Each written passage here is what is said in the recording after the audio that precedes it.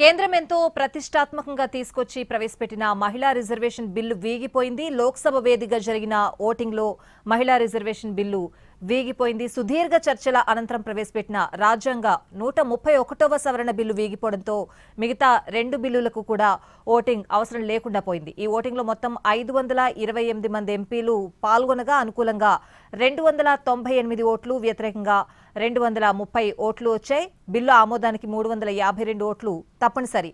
Overall గా ఈ బిల్లులకి సంబంధించి మనతో పాటు మాట్లాడడానికి రాజకీయ విశ్లేషకులు పుల్లారావు గారు లైవ్ లో సిద్ధంగా ఉన్నారు. సార్ నమస్తే. నమస్కారం అండి. సార్ ఎట్లా చూస్తారు? అంటే చాలా ప్రతిష్టాత్మకంగా తీసుకొచ్చింది ఎన్డీఏ ప్రభుత్వం, చాలా హోప్స్ పెట్టుకుంది. కానీ ఓవరాల్ గా మనం చూసాం బిల్లు వీగిపోవడం జరిగింది. సో ఏం చెప్తారు మీరు? అది చాలా అంత ప్రతిష్టాత్మకంగా చేసిన వాళ్ళు కొంచెం ఏర్పాట్లు చేయాలా వద్దా, స్టడీ చేయాలా వద్దా, బిల్లు పాస్ అవుతుందా లేదా చేయాలా. ఊరికనే మహిళా బిల్లు మొదలు పెట్టాం, మీరు ఓటు అయిపోతే మహిళలకు కోపం వచ్చేస్తుందని వెనకాల ఒక బిల్లు 850 ఎంపీలకు పెంచుతాం అని సైజ్ పెట్టి సాధారణంగా రాజకీయ నాయకులు ఒప్పించుకుంటారు ఎక్కువగా. కానీ ఈసారి వ్యతిరేకించారు. అది అన్ని వస్తాయని అర్థం చేసుకోకుండా ఒక బిల్లు పెట్టాం కదా, మహిళా బిల్లు, అన్ని దీని వెనకాల వెళ్ళిపోతాయంటే కొంచెం నేను ఆశ్చర్యపోతున్నా. ఇప్పటి వరకు ఈ 12 సంవత్సరాలు చూసింది అమిత్ షా గారు అవునే, మోడీ గారు అవునే, పెద్దవాళ్ళందరూ చాలా కేర్ఫుల్ గా పార్లమెంట్ తో డీల్ చేసేవారు. ఈసారి కొద్దిగా అశ్రద్ధ, ఓవర్ కాన్ఫిడెన్స్ నాకు అనిపిస్తుంది. చాలా తప్పకుండా ఇది అనవసరంగా ఒక ప్రభుత్వం దిగి ఒక రాజ్యాంగ సవరణ ఓడిపోవటం it's not a small thing. చాలా పెద్ద పరిణామాలు ఉంటాయి, కనపడవు వెంటనే. ఇది మెల్లమెల్లగా పరిణామాలు బయటకు వస్తాయి. ఇలాంటి దాంట్లో దిగేటప్పుడు ఓడిపోతావా గెలుస్తావా, ఖరీదేంటి మనకి ఆలోచించుకుంటారు కదా, ఎందుకు ఆలోచించలేదు అంటే ఓవర్ కాన్ఫిడెన్సే కనపడుతుంది. ఏం లేదు, మహిళా బిల్లు చూసి భయపడిపోయి మనం ఓడిపోతే మహిళలు కోపం వచ్చేస్తుంది. 30 సంవత్సరాలు బట్టి ఈ బిల్లు ఉన్నది. ఈ బిల్లు ఓట్లు వేస్తారా ఎప్పుడో పోయింది. బిల్లు తెచ్చినోడు ఓడిపోయాడు ఎలక్షన్లో. పివి నరసింహారావు గారు అనుకుంటా ఓడిపోయాడు. ఏంటి దీని వాల్యూ? ఏదో మనం చేయాలి న్యాయం అంతవరకు. సో చాలా పెద్ద పొరపాటు జరిగిపోయింది. ఈవేళ ఎన్ని చిన్న ధనరాలు చేసినా, ఎన్ని స్టేట్మెంట్స్ చేసినా ఈ మచ్చ ఎలా తీసుకుంటారు బయటికి, ఈ దెబ్బ ఎలా తగ్గించుకుంటారు, నాకే కొద్దిగా ఆలోచన అర్థం ఉన్నది. పుల్లారావు గారు, అంటే ప్రతిపక్ష పార్టీలు ఒకటే చెప్పాయి, మహిళా బిల్లుకి మేము వ్యతిరేకం కాదు, కానీ మహిళా బిల్లుకి డీలిమిటేషన్ తో ముడిపెట్టారు, అక్కడే వచ్చిన సమస్యలా అని చెప్పడం జరిగింది. అలాగే రాజ్యాంగం మీద ఈ బిల్లులు దాడి చేయడమే అన్న వ్యాఖ్యలు కూడా రాహుల్ గాంధీ మాట్లాడారు. అంటే ఏ విధంగా అర్థం చేసుకోవాలండి ఇవి? ఫస్ట్ అండ్ ఫార్మోస్ట్ ఒకటండి, ఇది పెద్ద మనకి న్యూక్లియర్ సైన్స్, అణు ఆయుధాలు ఎలా తయారు చేస్తారో తెలిసే నాలెడ్జ్ అక్కర్లేదు. అమెరికాలో 1926, నేను ఎందుకు మరీ చెప్తానంటే ప్రజలు కొద్దిగా అర్థం చేసుకోవాలి. ప్రజాస్వామ్యం మన రాజ్యాంగం ఎక్కడి నుంచి రాసాం? అమెరికన్ రాజ్యాంగం చూసి, బ్రిటిష్ రాజ్యాంగం చూసి రాసాం, అది మర్చిపోవాలి. అమెరికాలో 1926లో 430 ఎంపీలు, 100 సంవత్సరాల తర్వాత 2026లో 436. బ్రిటన్లో 300 సంవత్సరాలు బట్టి 600, 620 అలా వెళ్తా ఉన్నారు. ఆ జనాభాలు కూడా 5 రెట్టింపులు 10 రెట్టింపులు పెరిగారు. అక్కడ అమెరికాలో 6 రెట్టింపులు 5 రెట్టింపులు పెరిగారు ఈ 100 సంవత్సరాల్లో. వాళ్ళు ఎందుకు పెంచలేదు? ఇలాగా ఎందుకు పెంచలేదు? అయ్యో ఇక్కడ మన వాళ్ళు అవుతున్నారంటే, మల్కాజ్గిరిలో 50 లక్షలు ఉన్నారు, గోవాలో 2 లక్షలు ఉన్నారు. సరే, కాలిఫోర్నియాలో 4 కోట్ల ఓటర్లు ఉన్నారు, అమెరికాలో ఐడహో అనే స్టేట్ లో 70,000 ఓటర్లు ఉన్నారు. వాళ్ళకి ఇద్దరు సెనేటర్, వీళ్ళకి ఇద్దరు.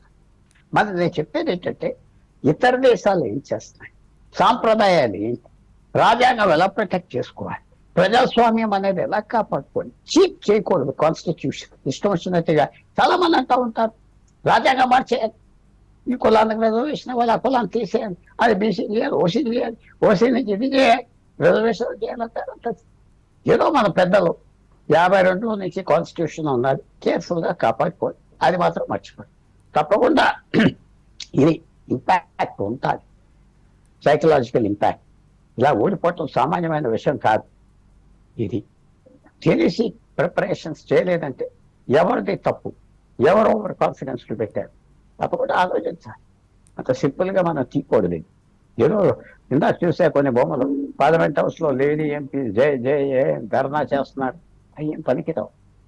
ఇది చాలా పెద్ద ఓటుది. మన మిత్రులు మిగతా పార్టీ వాళ్ళు కాదని నన్ను దూషించవచ్చు. కానీ నేను గత నెల బట్టి ఎక్కడ అవకాశం వచ్చినా చెప్తున్నా 850 ఎంపీలు. అదే కాకుండా దక్షిణాదికి తగ్గుతుంది పవర్. ఇది అందరికీ 50% పెంచాం కదా అంటే అంత సింపుల్ ఆ పీపుల్. మీకు 10,000 రూపాయలు జీతం, మీకు 50% పెంచారు 15,000. నాకు 1,000 రూపాయలు జీతం 50% పెంచారు 1,500 కదా. తేడా పెరుగుతుంది కదా, డిఫరెన్స్ ఇంకా పెరుగుతుంది కదా. అది ఆ డిస్టెన్స్ అవన్నీ తెలుసు అందరికీ. మహిళా బిల్లు పైలు పెట్టేస్తే పాస్ అయ్యి భయపడిపోతా. ఎవరు ఇచ్చారు ఈ సలహా? ట్రాప్లో పడ్డారు, అపోజిషన్ ట్రాప్లో పడ్డారు. కానీ నేను చూసేది ఏంటంటే మన దేశంలో ప్రజాస్వామ్యం పార్లమెంటరీ సిస్టమ్ అయినా తప్పు సలహాలు ఇచ్చిన వాళ్ళ మీద పనిష్మెంట్ ఉంటుంది. ఇదే బ్రిటన్లో అయితే ఆ మంత్రి ఎవరైతే ముందుకు తీసుకొచ్చాడో రిజైన్ చేయాలి తప్పదు. ఇక్కడేముండదు. ఇది తప్పు అయిపోయింది, చాలా పెద్ద తప్పు. ఒక స్ట్రాంగ్ ప్రభుత్వానికి ఒక పాపులర్ ప్రైమ్ మినిస్టర్ నేనేం తక్కువ అట్లేదు. వీళ్ళు ఏమన్నా కుదరదు. కొన్ని విషయాలు బ్రహ్మాండంగా చేశాడు. పాపులర్ ప్రైమ్ మినిస్టర్, దేశవ్యాప్తంగా అందరికి తెలిసిన వ్యక్తి. అలాంటి వ్యక్తికి డిఫీటే కదా.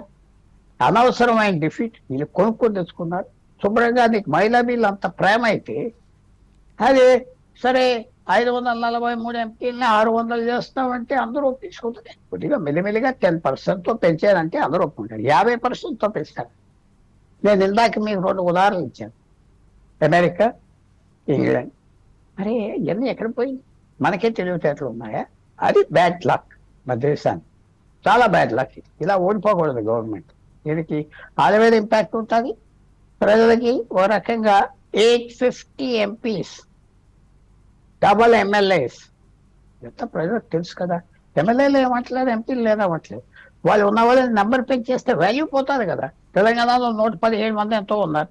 అదే 200 అయిపోతే వాల్యూ పోతుంది కదా, ఎంపీలు వాల్యూ పోతుంది కదా. నేను ఆలోచించుకోవాలి. ఇప్పుడైనా ప్రభుత్వం ఆలోచించుకొని ఈ ఐడియా ఇలా పెంచేద్దాం పార్లమెంట్ అనుకోవటం డ్రాప్ చేస్తుంది. లేకపోతే విధానం లేదు. అది మాత్రం జరిగింది. ఈ ఐడియా ముందరికి వెళ్ళదు. పుల్లారావు గారు, అంటే ఈ డిస్కషన్ అంతా సుదీర్ఘంగా మీరు చూడడం జరిగింది పార్లమెంట్ లో. మొత్తానికి మహిళ ఓడిపోయింది అనుకోవాలా, ఎలా అర్థం చేసుకోవాలి? ఏం ఓడిపోలేదు. 2034లో ఆటోమేటిక్ గా అయిపోతుంది కదా. చట్టం పాస్ చేస్తారు కదా. మీరు ఇది లింక్ పెడతాం తెలివితేటలు అనుకో, చాలా వేరు. అదైతే ఎటకారంగా నేనేం మాట్లాడలేదు. ఒక ప్రభుత్వం ఇలాంటి నిర్ణయాలు చాలా ఆలోచించుకోవాలి. ఒక వ్యక్తి ఒక ఉద్యోగం తీసుకున్నావా లేదా, ఆ ఉద్యోగాన్ని రిజైన్ చేద్దామా లేదా అంటే చాలా ఆలోచించుకోవాలి. సామాన్య వ్యక్తులు ఆలోచించుకుంటారు. ఇంత పెద్ద విషయం మీద థింకింగ్, ఆలోచన చేయలేదంటే నేనేం చెప్తా, ఓడిపోయినందుకు ఇతర వాళ్ళు చేయలేదు ఓటు. ఇంత మంచి బిల్లు అంటే పార్లమెంటరీ సిస్టమ్ కుదరదు. అది గెలవాలి. వాళ్ళతో మూవ్ చేయించబోయారా బిల్లు. వాళ్ళందరూ ఏమన్నారు, 850 ఎంపీస్ వద్దన్నారు. 850 మంది ఎంపీస్ వద్దు, అన్యాయం అన్నా. తగ్గించాలి కదా. వాళ్ళందరూ పెంచి సరే మీరు అందరూ చెప్పారు 100 తగ్గించేస్తున్నాం. కాదు ఇంకో 50 తగ్గించేస్తే 650, 700 అయితే ఒప్పేసుకుందరు అందరూ. ఒక 20% పెంచుతామంటే ఒప్పుకుందరు అందరూ. అది చేయలేదు. 50 మా మాటే చలామణి అవుతుంది. ప్రతి ప్రభుత్వం, రాష్ట్ర ప్రభుత్వం ఏంటి, సెంట్రల్ ప్రభుత్వం ఏంటి, ఎవరైనా ప్రపంచంలో అధికారం ఉంటే అది ఇష్టం వచ్చినట్టు చేస్తారు. ఎవరైనా ఒక రష్యన్ ప్రెసిడెంట్ అవనే, ఒక ఇరానియన్ ప్రెసిడెంట్ అవనే, అధికారంతో వచ్చిన ప్రాబ్లం ఇది ఇంపాక్ట్ ఎంత ఉంటుంది, ఎలాగుంటుంది, ఒక ఇమేజ్ దెబ్బతిన్నదా ఇవన్నీ నేను ఇవాళ చెప్పలేను. అలా అబ్జర్వ్ చేయాలి, కేర్ఫుల్గా అబ్జర్వ్ చేయాలి. పుల్లారావు గారు, మహిళా సాధికారత కోసం బీజేపీ చాలా పట్టుదలగా ఉన్న సిచ్యువేషన్ మనం చూసాం. నిన్న ప్రధాని పార్లమెంట్ లో ప్రసంగం కూడా సుదీర్ఘంగా మహిళా సాధికారత కోసం ఏం చేయాలి, ఎలా ముందుకు వెళ్ళాలి అని చెప్పి సుదీర్ఘ ప్రసంగం కూడా మనం విన్నాం. సో చాలా పట్టుదలగా ఉంది, కానీ పాస్ అయ్యేందుకు మాత్రం చాలా ప్రయత్నాలు చేసింది, కానీ విఫలం అవ్వడాన్ని ఎలా చూడాలి? అంటే కరెక్ట్ ప్రయత్నం చేయలేదు. మీరు పార్లమెంటరీ పాలిటిక్స్ లో మీ విరోధులకి నెగిటివ్ పాయింట్స్ వస్తాయి కదా. ఇది పాస్ చేస్తే వాళ్ళని ఎలా చేశారు? వాళ్ళకి నొప్పి లేకుండా చేశారా? 6 నెలలు బట్టి మాట్లాడారా? మీకు ఏం కావాలి, ఇది పాస్ చేద్దాం, వాళ్ళ పార్లమెంట్ బలం పెంచుతాం, అవసరం అని కన్విన్స్ చేయొచ్చు కదా. కన్విన్స్ చేయకపోతే ఎలాగా? కన్విన్స్ చేసే వ్యక్తే సాధిస్తాడు. ఈవేళ ఎంతో దూరం ఎందుకు, ఇరాన్ అమెరికా కలిసి ఒక శాంతి ట్రీటీకి వచ్చేసారు కదా, ఆల్ డన్. రేపు ఏదో మాపు సంతకం పెడతారు కదా. అలాంటి సమయంలో మన ప్రభుత్వం మన ఆపోజిషన్ కలిసి ఎందుకు చేయలేదు? Simple issue. వాళ్ళకి కావాల్సినవి కొన్ని ఉన్నాయి, అవి సెట్ చేస్తే ఓటు ఎదురే. మీకేం వన్ సైడెడ్ గా అంటే ఆల్ రైట్. అవకాశం వచ్చినప్పుడు దెబ్బ కొట్టేస్తారు.